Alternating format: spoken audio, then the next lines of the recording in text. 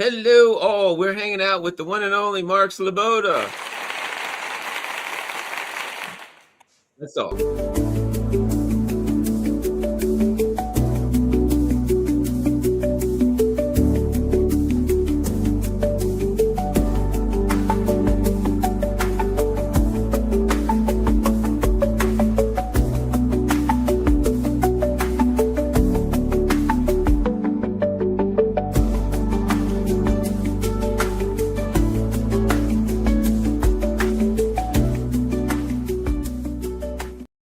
Hello, Garland Nixon here, and we got big things to talk about with Mark Sleboda today. Big happenings, lots going on, a lot of curiosity here, and we're going to get it straight from Mark Sleboda, an international security analyst, and we can find him and all of his good works at boosty.to/therealpolitik. Mark, what's happening at boosty.to these days? Yeah, you want to support me? That's where you come to. It is a sanctions-proof Patreon, essentially. Lots of exclusive content there 3 times a week. In focus episode, weekly question and answer, where I answer your questions, and weekend review. And we also have a private Discord channel where we can rant on our soapboxes without trolls or ads or spam bots or anything like that. Awesome. We're up to 192 subscribers, guys. We got 8 more, and girls, we got 8 more to go. 8 more subscribers, and we'll be at 200. So let's get moving. All right, let's start here, Mark. The West. I still recall this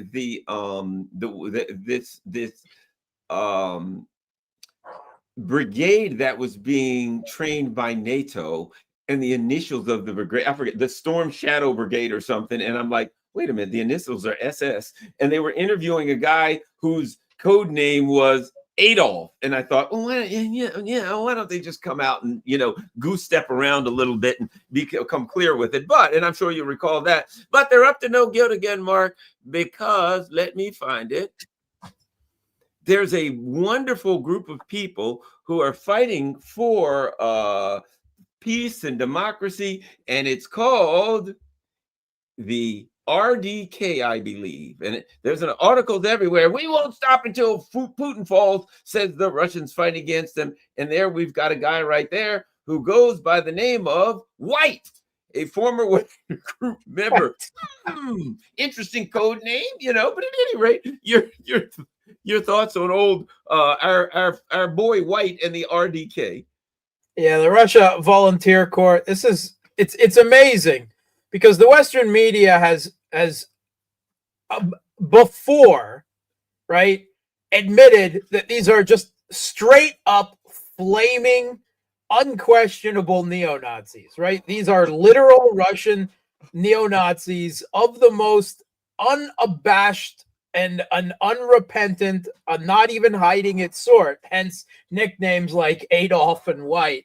But here, the Telegraph, because, I guess because things are going even worse for the Kiev regime on the battleground, the Telegraph does this entire whitewashing apologia without once mentioning the ideological motivations of this corps and the people fighting for it and the Kiev regime. And, it's just, when you're doing that, it is just straight up Nazi propaganda. I mean, there's no really other way to say it. You are literally whitewashing and apologizing for Nazis because they're fighting the people that you don't like. And I'm sorry, I regard that as obscene and unforgivable. And it's one of the reasons why I think that the Western mainstream media is not only false most of the time on the conflict in Ukraine, but absolutely morally bankrupt. Mark, one might look at Garland and Mark and say, why, that's just Putin's Russian propaganda. Who'd believe these guys? These gentlemen are not Nazis. Yeah, really 2 ex-US military. Yeah, they're good guys here. Except, let's go back to 2023 and see what Vice had to say. May 2023. Anti-Putin militias celebrating attacks on Russia are filled with What did neo-Nazis. I just say? On Monday, anti-Putin militias, Russian volunteer corps, the RDK, and Freedom of Russia Legion said they had liberated the city of Belgorod. Pro-Ukrainian social media accounts on Twitter and Telegram spent the day celebrating the stunning development in Russia's invasion of Ukraine, but people familiar with RDK and its members were wary. Like other groups that have been fighting off Russian invaders since 2014, both groups include neo-Nazi members. Oh, that's what it is, Mark. They just by happenstance, they didn't really even know they were there. It just so happened they're like, hey guys, are there any neo-Nazis? Shh, there's none really. Just we keep them underground in the RDK. Spoiler, they didn't get anywhere near Belgorod.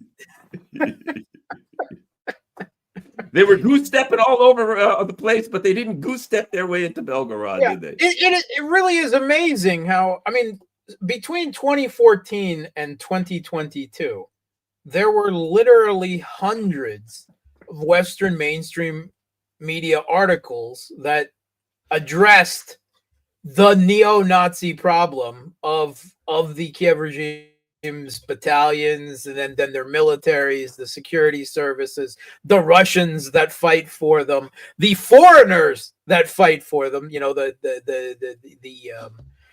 European Nazis, a handful of American Nazis, the connections with RAM and other right-wing groups inside the United States. But as the situation has become more desperate, and the geopolitically for the West, with as they made clear their U.S.-led Western global hegemony on the line in Ukraine, they don't even have that much honesty anymore, and it's desperation. But I mean, there is also a long history of this in the region, because at the end of World War II, the late 40s, early 50s, the West, particularly the United States and the UK, of course, but others, they tried to launch a neo-Nazi. It wasn't a neo-Nazi at the time. It was just straight up Nazis, a Nazi rebellion of Waffen SS veterans in Ukraine, right?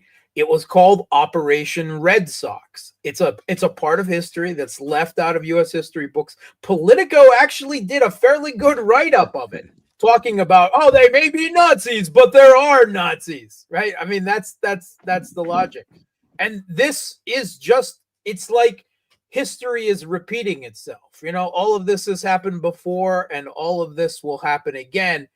You know, whatever type of extremist the U.S. and the rest of the West can use to fulfill, or, you know, at least to try to fulfill their geopolitical desires, whether it's right-wing death squads in South America, jihadis in Libya and Syria and Afghanistan, left-wing originally left-wing communist Kurds in Iraq and elsewhere, or neo-Nazis in Ukraine and the Baltics, right? Whatever is necessary. They never shy away.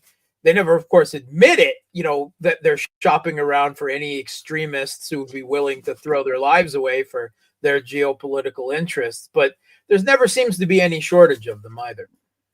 What's interesting about this story, now one may look at it and say, oh, wow, their device is, that, what a great job. But when you look at what they're really doing, there's always a game here, right? They go on, RDK describes itself with a right-wing conservative, blah, blah. But at the core, it's led by Russian neo-Nazis, right? Or also Russian neo-Nazis, right? And they talk about, they have Hitler worship night, written poems about Hitler and lead bands. Okay, but look at this. Here's the game. Fascism and neo-Nazi groups are common in Ukraine, Russia, and Eastern Europe. It's a watering down. I call it a watering down operation. It goes to this. Yeah, they're Russians in there, but they're Nazis all over the place. So let's not make a big deal about the Nazis in Ukraine. But they're all fighting for the regime that the U.S. backs in Ukraine, right?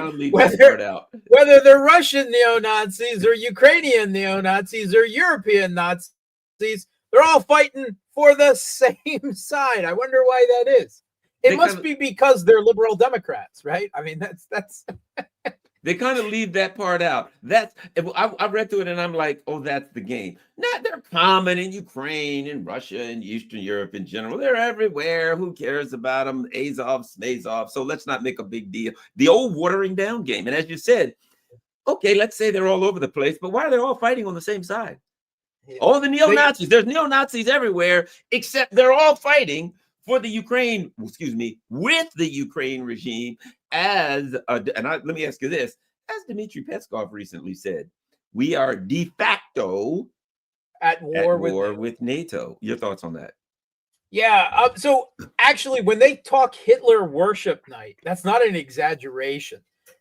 One of the top Russia volunteer corps is the lead singer of a neo-Nazi white supremacist band called Moloth, right? They combine the best aspects of Satanism and Nazism openly, right? With the O's replaced by, of course, double eights, right? The Heil Hitler double eight, right?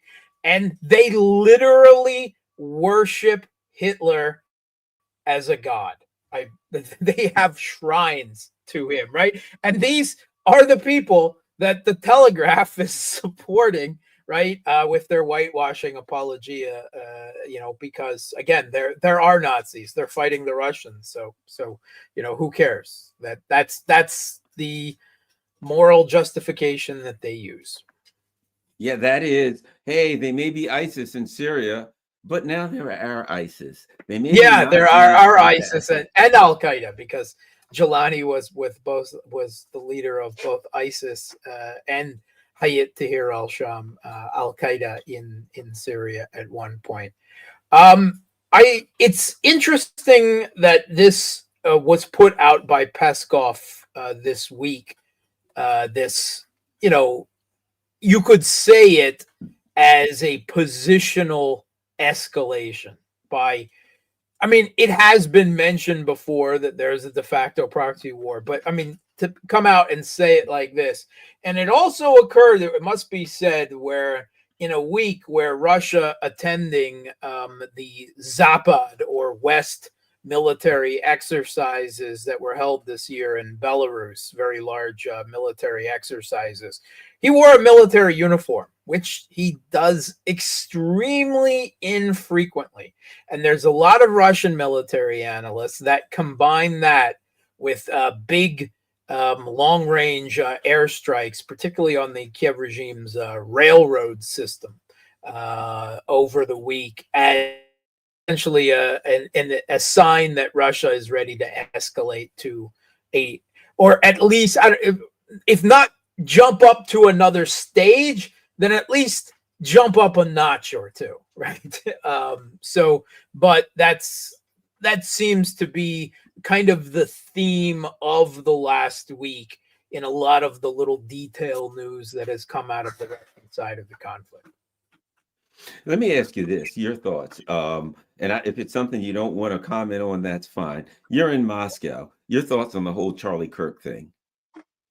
Yeah, I didn't even know the guy existed. And pretty much me too. Pretty much me too. I didn't know much about. I heard the name, but I don't pay attention to those people online who do that kind of stuff.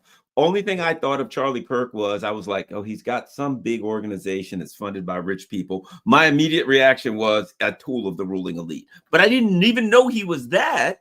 I just knew he runs a big organization. There's a lot of money coming from rich folks. I have certain assumptions whenever I see that dynamic. And then when I heard he was shot, I'm like, yeah, lone gunman, I'll just leave them alone for now. You know what I mean? So, but of course, the powerful people I heard a report.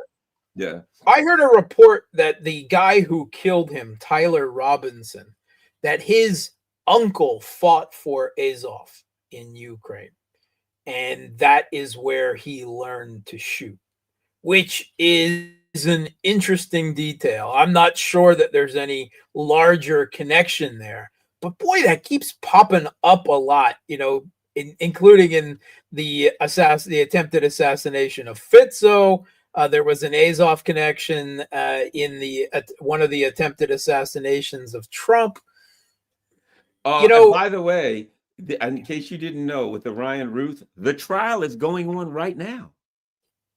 But you can't find it anywhere in the news. There's the trial of a guy who is accused of attempting to assassinate a presidential candidate, and it is whitewashed from the news, number one. And number two, what's also whitewashed from the news is the judge has declared, at the request of the prosecutor, that all information and evidence that's being presented against Ryan Ruth will be made private and classified because, quote, it could create a grave danger to U.S. national security. And anybody can look that up. I can do it right now. So I'm just saying, Mark, there's always a connection to Azov in there. It is shocking. I mean, it's not shocking at all. I mean, this predictable blowback. I mean, you crawl in bed with literal Nazis. What do you expect to happen? I mean, the Azov, right? Of course, it's just the tip of the iceberg. They're only the most notable of dozens of these Banderite fascist neo-Nazi groups that are suffused through the Kiev regime political system, through the military, through the police, through the security services. But they actually have a plan, right, that is open. You can find it right out there on the internet. There were reports done on it in the media at one point, called Reconquista, where once they fully win the conflict in Ukraine and seize the parts of Russia that they want, right, in their neo-Nazi fantasy dreams, their goal then is openly to spread their fascist revolution to Europe and the United States. They're quite open about that. And yet there's no hesitation about jumping in bed with them. Like, it will just have no consequences. And the connections, again, with RAM and other white supremacist groups in the US are already there, right? It's something that the FBI has reported on, right? As an item of concern. But, let's facilitate them and arm them with, I don't know, advanced missiles, cruise missiles in Ukraine and whatever else, right? The side that they're on. It's they think that they can do this use of extremists like this with complete impunity, like they never have to pay any consequences for it. Well, I don't know. I mean, I know 9/11.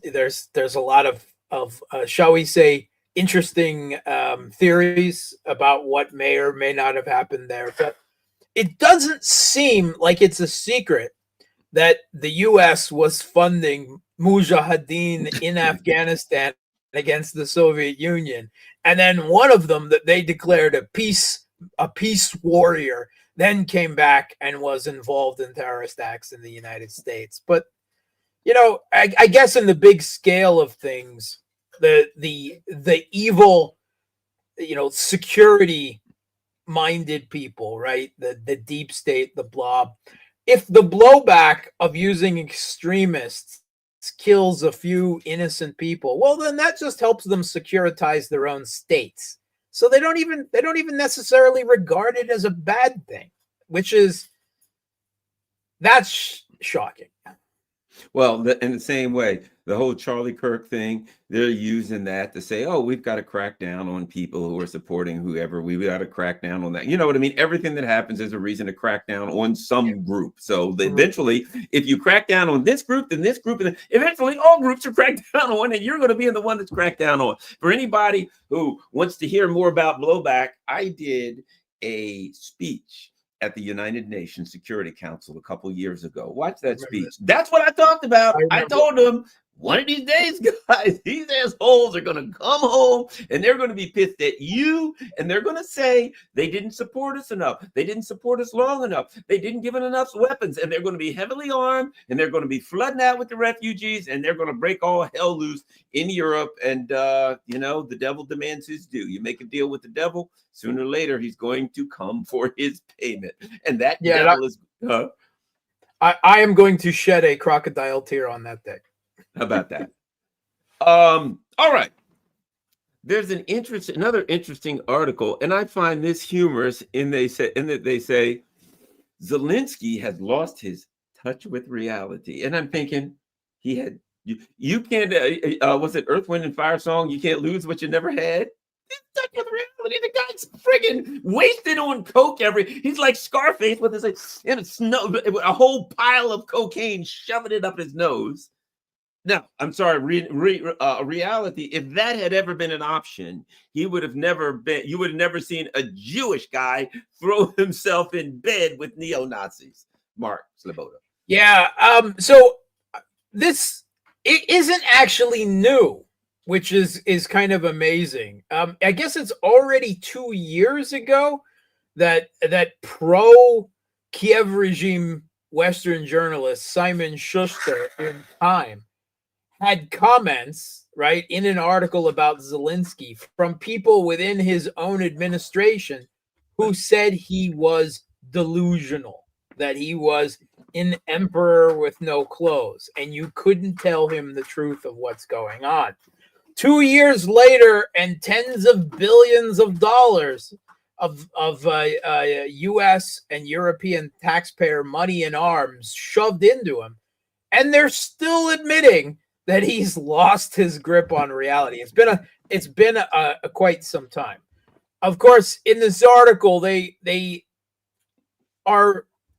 context is that they're specifically talking about his military strategy and of military leaders on the ground saying that some of their losses are due to his, shall we say, prioritizing politics and making them do things that make, well, no military sense, the opposite of military sense whatsoever.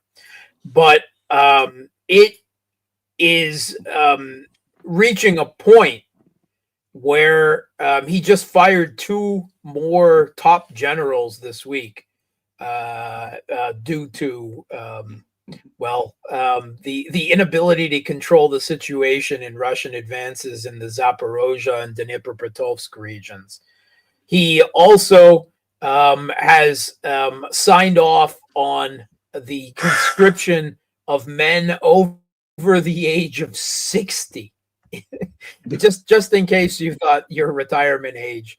I mean, I guess theoretically they can hold a gun in a trench. I mean, or they're just bodies to soak up. It's sad. It's horrific. But when you're shoving your pensioners, the pensioners of your country, to try to keep them between you and the Russian forces that are coming for your regime, and you're just shoving every body that you can, no matter how old and in what kind of physical condition, between you and them. You would think that at some level, at some point, that there might be a few people in the Western media who would begin to do some soul searching. But you kind of have to have a soul for that, and it appears that they don't. So they can only search. Yeah.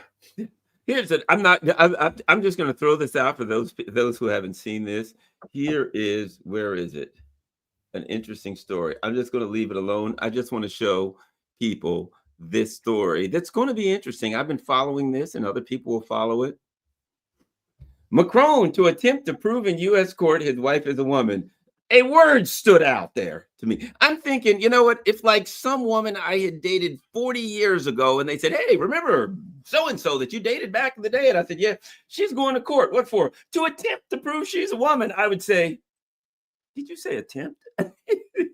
So that, and for all who haven't been following that story, Macron and his wife are going to attempt to prove, according to articles, they're going to attempt to prove in U.S. court that his wife is a woman. Good luck. I don't know how that's going to turn out. And apparently, neither do they, because they're going to make an attempt at doing it. So that's the luck to them. All right, Mark, let's continue. So evidently I'm just amazed that the president of the French Republic, whatever the actual truth of the matter, right, which I'm not going to comment on at all, deigns to even address this, right? Because someone in the U.S., I don't know, I assume that I try to stay away from the cesspit that is U.S. domestic politics as much as possible, right? Just out of fear for my mental sanitation. But someone named Candace Owens, Yes. who has made a deal out of, okay, why should the president of the French Republic even notice or care about that? That raises an interesting question right there. It is, I would say, beneath the dignity of the office of the French president. But I guess Macron doesn't have any dignity. So he's not afraid to jump in that cesspool. But good luck to him. That's all I can say. Well, based on what I've seen, his significant other beats the hell out of him on planes every opportunity that comes along. I mean, when you've been received that kind of a throttling about the face and neck on a plane in plain view of the whole world, I mean, at that point there ain't a whole lot of dignity left. At any rate, on the front, Kupyansk. I can pronounce that. I'm so proud that it wasn't one of those other, because I like, what the hell? There's a K and an H and then a Z. I can't pronounce that, right? However, Kupyansk is easy. So luckily for me, Kupyansk is the one that's at hand right now, Mark. And what do we need to know about Kupyansk?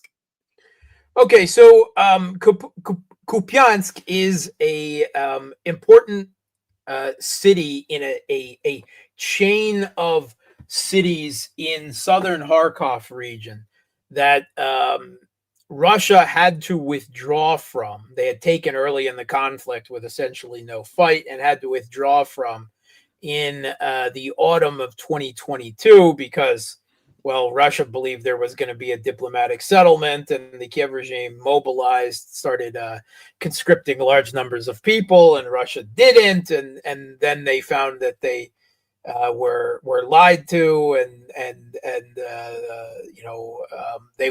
they didn't have enough manpower to hold all the territory they had taken against the months that the Kiev regime spent massing people and arming them with Western weapons.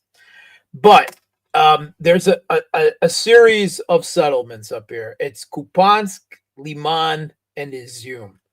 And Kupyansk is perhaps would have been the easiest of those three to defend, and it's not anymore. Evidently, because Russia launched another pipeline operation where they sent special forces and Donbass coal miners in a several kilometer long pipe over a journey that, considering the speed that they were forced to travel in this pipe, lasted evidently 4 days. I mean, they had carts that helped, them slide along on their bellies along these pipes. They had stations along the way for them to rest and eat, and I'm sure eliminate waste. I mean, that's got to come at some point too. And once again, they came up behind the Kiev regime's defensive lines inside Kupyansk. And, the result of that, they were able to, form a critical mass of people there. And the Kiev regime's defensive lines in Kupyansk just completely fell apart. So it's a very bad situation for them there. It has to be said. There's similarly, not due to a pipeline operation, but similarly a crisis situation for the Kiev regime in their defense of Pokrovsk as well. And it seems almost like it's going to be a race which of the cities, of these two cities, completely falls first, Kupyansk or Pokrovsk, because I would almost bet that the forces involved feel like they're in competition to see which one can finish up their particular city that they are liberating first. But Kupyansk will open the door as well with Liman and Izium, and once those three are taken, what that does is that allows a move from the relatively unprotected north on the Kiev regime's last defensive holdout in the Donbass, which is Slavyansk, Kramatorsk, and then down to Konstantinovka. And Russian forces are already fighting in Konstantinovka. So it will make the defensive positions in Slavyansk and Kramatorsk really not very defendable. Let's put it that. Let's be generous and put it that way. So that's why this is strategically important. And the Kiev regime in the last week, they've been throwing everything they have left. Zelensky evidently told Syrskyi that you cannot lose Kupyansk, and yet they are. They have not. Maybe they slowed Russian forces down a bit, but it doesn't even really seem like that's the situation. It just seems that their morale was once again broken. Now, evidently, they did actually take a few tepid measures to try to stop the Russians from pulling another pipeline operation, which they did anyway. Like they shoved big rolls of concertina wire into the pipes, but of course, these Russian combat engineers that set up these routes, they just removed it. I mean, I'm sure they're like, damn it, all right, but they got it out, and they moved the troops through. So I don't know, if I was a Kiev regime commander in charge of the defense of the city, I would just be blowing up every pipe. I mean, I'm just sorry. How many times now? Is this the fourth time that we've seen a pipeline operation? We saw it in Avdiivka, we saw it in Kursk, we saw it in other places. It's Mariinka, I think. It's become a point where you think that the Russian must, at this point, be considering creating a whole branch of the armed forces just for pipeline operations. It's become a regular feature of the conflict at this point. And I don't know, it's unimaginable to me how they are able to do that, to travel for days on hands and knees, crawling in these tight, claustrophobic situations in the dark, and then emerge and fight and win. But they've done it repeatedly. So, I guess it must be their magic shovels. Mark, the ones that they were fighting with when they were out of guns a couple of years ago, according to the leaders of the EU and NATO. It's also it's something that it brings to mind, and that is this. And that is, there's an inherent weakness of Ukraine. This is an inherent weakness that cannot be overcome, that NATO, I guess, prior to this conflict, never took into account. The Russians built everything in Ukraine. Yes. They got the blueprints. They know where every pipe is. They know where every wire is. They got the blueprints of Ukraine. There's no place you can't go. If you go hide down in a cave, hey, they hid in the cave. All right, give me the blueprints of that cave. Well, they know where you can come in and come out. Ultimately, there's no place to hide in Ukraine that the Russians didn't build. I will guarantee you, they literally have the blueprints of every city in Ukraine. Yeah. So a lot of these Ukrainian cities, all right. So everything was built during the Soviet period, right? And it was often built where every factory had bunkers, bomb-proof bunkers and connections and storage underneath it. It makes it incredibly defendable. But as you pointed out, because of the Soviet legacy, the Russian military knows where everything is. In fact, it often seems like maybe, I don't know, due to this decommunization efforts, maybe they lost most of their records, or the people who knew these things within the Kiev regime's military and security services, because it often seems like the Russian side knows the undergirding, all the secret pipes and bunkers and better than the Kiev regime does. And it's one of those things that I don't think that these U.S. generals who like to talk a lot of delusional smack all the time didn't take into account when they were factoring in what would happen in this conflict. But Russians, they don't forget. Well, it seems to me that most likely, knowing the irrationality of the Ukrainians, that if there was like some boxes somewhere where all the blueprints, that the Ukrainians would look at them and say, "Oh, they're written in Russian. Russian, burn it. Burn them all." But sir, we may need to know at some point. Just shut up. They're written. What are you, a Russian lover too? We might have to hang you alone. No, I hate them too. I'll burn them. This guy, he constructed all of these pipelines. And then he says, "Yes, I did," in Russian, and they shoot him for it. Exactly. Exactly. So the irrationality of the neo-Nazis is something that will. I don't know. That's their own word. They're their only worst enemies. Let me ask you this: Yes. your thoughts on? We'll move to the Middle East. Your thoughts on the Qatar Doha incident? Do you think? It seems to me that there's people in the region saying we're highly upset and we don't have the trust for the U.S. anymore and blah, blah, blah. But there's a certain cynicism here, Mark, which pales in comparison to your cynicism, no doubt. I recognize a master when I see one.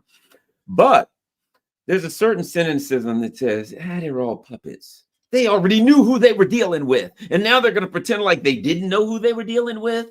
I'm cynical about. And there are a lot of people like things are changing, and all of these Gulf Coast leaders, the Gulf Coast leaders, they're standing up now, and they've had enough of the U.S. Israel. And I'm like, they knew they were dealing with the devil. I find it hard to believe that they have done an about face. Mark Sleboda, your thoughts? Well, I would say that there are certain things that the Trump administration is freely willing to do that even previous administrations, like the Blinken and Sullivan administration, would have not done. And bombing Doha, when, of course, the U.S. was intimately involved in it, right? It not just a green light, it could not have happened without them. I think they probably would have not allowed that because they did have a sense of diplomacy and allies. And Qatar has been a military ally of the United States, right? In many ways. Qatar hosts CENTCOM, at Al Udeid military base, the largest U.S. military base in the Middle East. And that's just something that I think that whatever else they might have done, and there's plenty, they probably wouldn't have allowed that. But the Trump administration never hesitates with that because they have their mafia theory of diplomacy, I guess, and that weighs in on it. Now, there's a lot of talk coming out of Qatar, publicly that, we can't rely on the U.S. anymore for security guarantees. They couldn't protect us when they launched attacks against Iran, and Iran then retaliated against us. Their air defense was no good. And of course, in this situation, they shut their air defense off because they weren't going to bring down any Israeli planes. And there was U.S. reconnaissance, evidently, that took off from that base, assisted in the bombing of their country, and then landed again on their base, right? The British provided some mid-air refueling for the Israeli planes as well. But you have to think, how can Qatar possibly respond, right, to this? Obviously, they can't do anything directly against Israel. Obviously, they can't kick the Americans out of that base there. It's not possible for them to do that. It is equally unlikely that we will see countries like Qatar or let's say, other Middle East countries facing, questions, like the UAE and Saudi Arabia. They're almost certainly not also going to divest themselves of American military equipment for their own militaries. They're too locked in. It's not an easy thing to suddenly switch suppliers for your military to a new country, because everything that you have, right, it creates a certain mass, a certain impetus, and changing midstream like that is a really expensive and logistically and militarily difficult thing to do. But what can Qatar do to strike back, to act against what Israel has done with U.S. backing in this situation. The one thing they can do is fund and arm Hamas even more. That's something that they can do. And I don't think anyone is going to question, even if it's not often said out loud, that Qatar funds Hamas. They do. So I think that is probably the response that Qatar will give to Israel. And I hope it was worth it to them. Evidently, they failed to kill the leaders, any of the delegation of people from Hamas that were there as negotiators. I mean, they were literally reading a U.S. ceasefire proposal when they were there for when those attacks came in. So once again, yes, this is for a country like Qatar and Hamas, but whether you regard the Palestinians as a state or not, I don't think there's any question that most people don't regard Hamas as part of that government, even if they're in, control of Gaza, or were in control of Gaza, which is in control of parts of Gaza. Maybe we'll put it that way. But even for, shall we say, larger countries and nuclear powers, it has got to become, it has got to occur to the Russians, to the Chinese, to the Indians. You simply can't do diplomacy with these people. There's nothing. I mean, how many times now have they engaged in diplomacy as a covert deception and then used that to attack? We saw it in Iran. We saw Israel multiple times with Hamas and Hezbollah and Iran and now Hamas again. A nuclear deterrent, I would have to say, is not really a good deterrent against this type of thing. It's I know there's lots of memes going around, for instance, when Putin came to Alaska, and Lavrov was there, and the Russian prime minister, I believe, was in Kyrgyzstan, and the speaker of the Russian House was somewhere else, and it was like, well, who's manning the fort in the Kremlin? And then they showed a meme of Medvedev sitting in a chair poised above the red nuclear button, laughing maniacally. The bad cop, the firebrand, or that he has become, Medvedev. But in the real world, is that what you're going to do? Are you going to unleash nuclear Armageddon? Probably not. Actually, whatever response might occur, and it would have to be severe. I think it would probably, sane people would, which I would say the U.S. leaders are not, but sane leaders like exist in Russia would probably not immediately resort to nuclear war in that situation. So in that case, then what is the guarantee that if the Trump administration does this to this and this and this, that they won't do it to you as well? And I said at the time that, yes, the risk to Putin was probably minimal, but is even a minimal risk worth it then? I don't think so. I think that it becomes very difficult for countries like Russia and China to take any diplomacy with the U.S. seriously. They may go through the rigmarole. They may go through the motions for the sake of form. More for, I think, a perception of we're still playing the diplomatic game to the rest of the world, right? But I don't think they seriously trust or would trust or carry through on anything with the U.S. at this point. I think that the U.S. is diplomacy incapable. the Blinken-Sullivan administration simply refused to do diplomacy with anyone they disagreed with, right? On ideological American exceptionalist grounds.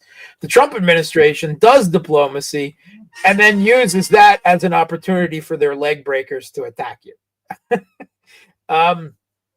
There's a pattern here, and that pattern is diplomacy with the U.S., whichever administration is in power, and whatever flavor of incapable of diplomacy they do, they're still incapable of diplomacy. Here. That's that. I've been trying to figure this thing out, but I think that makes a lot of sense. All right, here's something else. Trump is apparently been in London here, meeting with the king and all sorts of Epstein associates, no doubt. And here's something interesting. Starmer and Trump's united front cracks on the subject of Russia-Ukraine war. What's interesting is this, for God knows his multiplicity of myriad of faults, Donald Trump, if we could talk about why and all the terrible things he's doing in Venezuela, he doesn't like this Ukraine thing, and he don't like Starmer and those guys. Well, they actually sent people to try to help him lose, so I'm sure there's a personal part to it. But the what do they call it? The people who want a reassurance farce. That's what I call it. They want a reassurance farce in Ukraine. Are still trying to drag the U.S. Hey, come on, let's do it. Let's go for it. Let's go fight the Ruskies. And Trump's like, yeah, we really don't want to do that, guys. We don't like you. And even Blinken-Sullivan wouldn't give them those security guarantees that they need to provide security guarantees to Ukraine, right? Even Blinken-Sullivan wouldn't do that. So the fact that they wouldn't, it's really not a surprise that the Trump administration, probably because someone in the Pentagon is saying, yeah, we can't do that. No. we can't have an automatically at war with Russia. We may have to go to war with Russia someday, but we're not going to be dragged in, automatically, like that. I would say at the beginning of the week, there was this really interesting, it was a letter, and then Trump released it as a tweet that was declaring that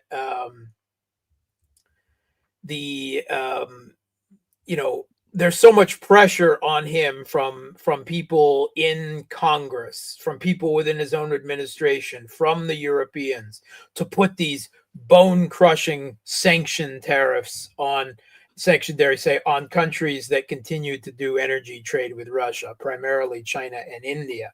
And somewhere along the line, someone explained to Trump that, we can't do that because it would destroy the global economy. And it would push up prices of energy and gasoline in the U.S. and the price at the pump, and inflation would jump up, and then you're going to lose midterm elections, right? So he essentially gave up on that. And the way I would say, he maneuvered himself out of a trap of his own making, because he's the one who has repeatedly threatened these sanction tariffs and then tried to walk away from it, and then made the same stupid threat again, and then realized he couldn't do it and walk away from it. He keeps doing this repeatedly. I don't understand, and I've given up trying to psychoanalyze the man. But this seems to be a good maneuver on his part, where he says, we'll be glad to do that. We'll put those sanctions on China and India as soon as you do in Europe, right? Because it's on your continent, right? You've got to take the lead on it now. That was our new division of labor. And if you're not willing to give up Russian oil, and we all know that the oil that you're buying from India is Russian oil, everyone acknowledges that, right? The Western media acknowledges it. Everyone acknowledges it. It's just laundered through India and Turkey and made more expensive for that laundering. But hey, if it allows you to posture and pretend that you're able to survive without Russian energy, whatever. But you give that up. You cut off all trade with China, which they can't do because they are export economies, unlike the U.S. They require trade with China, for what is left of their industry at this part, which isn't much, it must be said. And they said, no, we can't do that. And then Trump's like, well, okay, well then, I can't do that either. So he is managing to, he's not completely walking away from the conflict in Ukraine. That much is clear, but he is dumping it all on the Europeans. And further sign of this came out with a report from Reuters this week that the first purchase by Europe of U.S. military equipment as a new military package destined for Ukraine, but paid for by the Europeans, has been signed off by Trump. So the weapons will continue to flow, but the Europeans will now be paying for it. And, he's made them suck all of this up. And the Kiev regime is now screaming for another 60 billion, right? They now need 120 billion just in economic aid, much less military aid, to keep their regime afloat from year to year. And the U.S. isn't funding that anymore. All right, yeah, some of it comes from the IMF and the World Bank, and you can argue that, that some of that ultimately is U.S. money. But now that, the Europeans have to bear the entirety of that cost, and there's no clear way. I mean, the only way they can possibly do it, even for a few years, is to steal Russia's money that they have and then use that. And they keep talking about that, but they keep shying away from it for international legal reasons and what that would expose them to. But I think inevitably they are, because they're just not going to have any other options. The European countries are so in debt, and unlike the US, they can't print their way. They can't quantitatively ease their way out of these problems. And that has led ministers in the UK and France over the past couple of weeks to openly admit that they might have to look for an IMF bailout, because that's how bad their financial system is. Yet they keep throwing their taxpayers' money at Ukraine. It is amazing how much these leaders, right, Starmer, Macron, Merz in Germany, are willing to literally destroy their own countries to try to spite Russia. Moby Dick, man. Read Melville, Moby Dick. Got to get that great white whale, no matter what. The ship, I don't know. I had more respect for Ahab than I ever would for Starmer or Merz. That was Jaws. They did the Moby Dick thing where the Queen went mad and beat up the radio and all of that, and he ends up, that was that whole Moby Dick. That is, we're going to get those Russians if it kills us. Well, it's going to kill you, and you still ain't going to get the Russians.